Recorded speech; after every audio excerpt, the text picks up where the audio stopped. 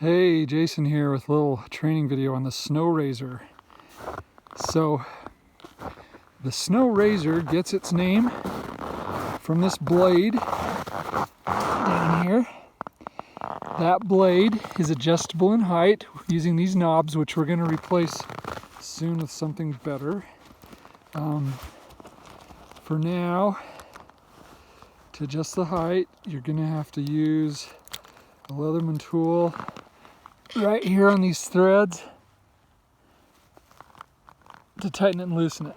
Unfortunately, there aren't any holes to index that knob in, so I run them about 3 fingers from here to here, 3-finger width, and that will set your blade about 1 inch off the surface nominally, and then that'll cut off the high spots.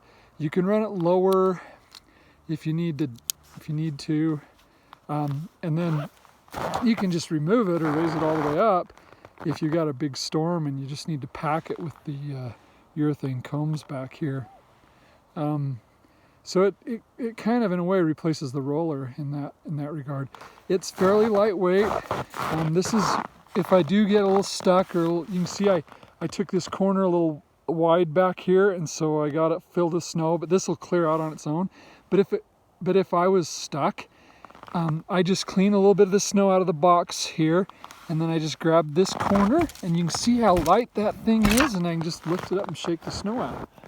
Same with the other corner, and then you're on your way again. Couple of things. If you hit, you need to be really sensitive of rocks, especially up here at Beaver. If you bump a rock with your skis or your track like you do, I would keep 1 finger on the brake at all times, because if you hit a rock with that Sno-Razor, what's going to happen are these shear bolts down here are supposed to shear off and break, and then this will swing away, and then we probably have to regrind the teeth where it hit the rock. So let's be really careful hitting rocks. There is a shear pin here, which is just a finish nail. I need to cut the tip of that off so it doesn't get somebody. And also a shear pin here for your track setter. And these just break off so it doesn't do any damage, I guess.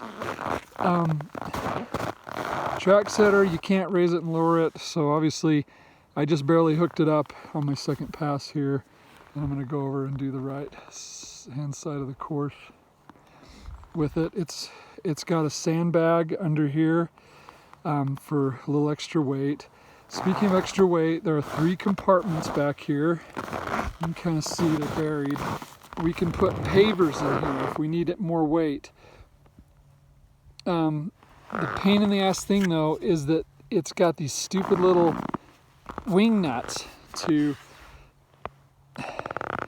have to loosen, pop up the cover, put the paver in there, and then put the wing nuts back in, and they're a real pain to get started again. Don't tighten them down all the way at first, so just barely get them started, and then go back and tighten them, because you'll never be able to line the holes up if you tighten them at first. Inside of this center section is a canister, and it has more finish nails for the shear pins.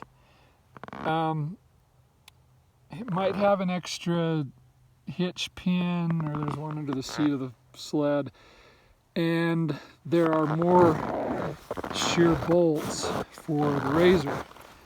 These guys. Now, unfortunately, we don't have any tools in there yet, but we'll pick up some wrenches and throw them in there too.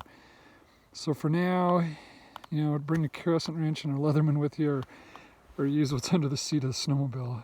Although those are all metric and this is all English, so anyway. I think that's about it. It pulls really easy. You can hardly tell it's back there. And enjoy.